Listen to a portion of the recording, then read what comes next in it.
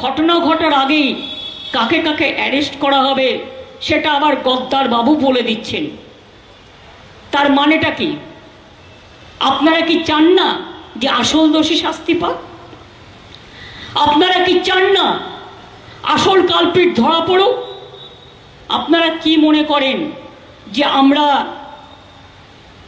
ছায়ে মুখ ঢেকে আছি না কাগজে মুখ ঢেকে বসে আছি? আমরা আপনাদের চলাচল লক্ষ্য করছি, আপনাদের বলাবল লক্ষ্য করছি, সোশ্যাল নেটেতে যা পাচ্ছেন যার নামে ইচ্ছে অকথা কুকথা বলছেন, সবটাই মিথ্যে।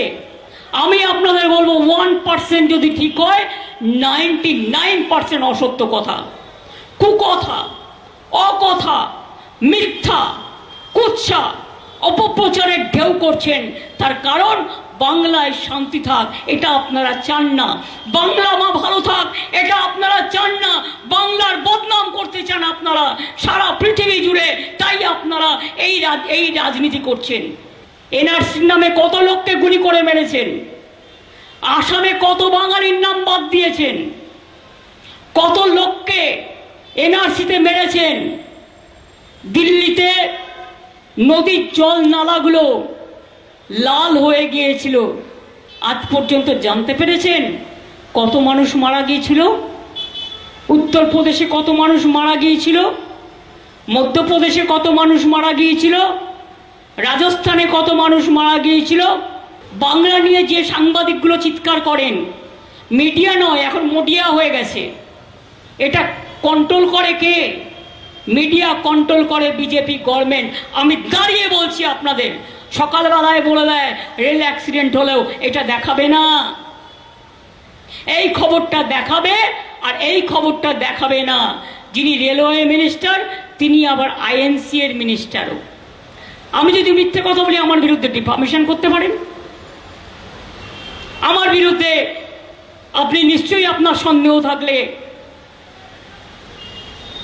আমার বিরুদ্ধে বিচার করতে পারেন। আমি ভয় পাই না। কিসের আদর্শ, কিসের নীতি, কিসের আন্দোলন? ভাবছো এই করে চলবে একতরফা?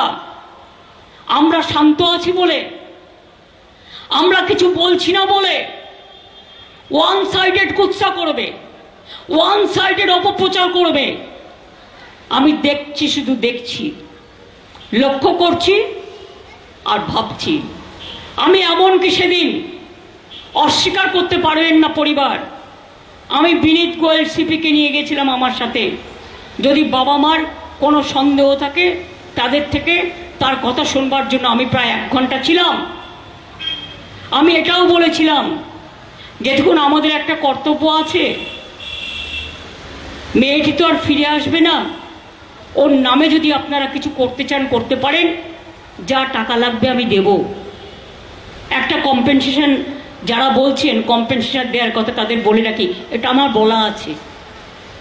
হ্যাঁ, আমরা 10 লক্ষ টাকা তো দিতেই পারি পরিবারকে, কিন্তু ওর মা যেটা আমায় বলেছে, I must be very clear যে আগে মেয়ের বিচার হোক তারপরে আপনাকে বলবো। ওনারা এটা বলেছেন আমায়, আমি জাস্ট কোট করছি। এবং তাছাড়াও আমি ওনাদের যখন বললাম, ওনাদের যাদের যাদের প্রতি সন্দেহ হচ্ছে নামগুলো বলুন, কি কি খবর আছে বলুন, আর আমাকে রবিবার পর্যন্ত টাইম দিন। আসল কালপিট তো অ্যারেস্ট হয়েছে, সাথে যদি কেউ থাকে তাকে আমরা ডাকবো এবং আমরা তার বিরুদ্ধে ব্যবস্থা নেব। উনি কিছু কথা বলেছিলেন, সঙ্গে সঙ্গে পুলিশ বলেছিল আমরা সবাইকে ডাকবো, এবং জুনিয়র ডাক্তারদের কিছু লোককে তারা অলরেডি ডেকেছিল, তাছাড়াও আরও অনেককে ডেকেছিল। এভিডেন্স তো কলকাতা পুলিশের হাতে ছিল। হ্যাঁ, আমরা ওটা সিবিআইকে হ্যান্ড ওভার করে দিয়েছি। আমরা চাইব, যেহেতু আমাদের টার্গেটেড টাইম ছিল রবিবার পর্যন্ত, এই রবিবারের মধ্যে তারা কেস করে তারা ফাঁসি দেবে, এটা আমরা চাই।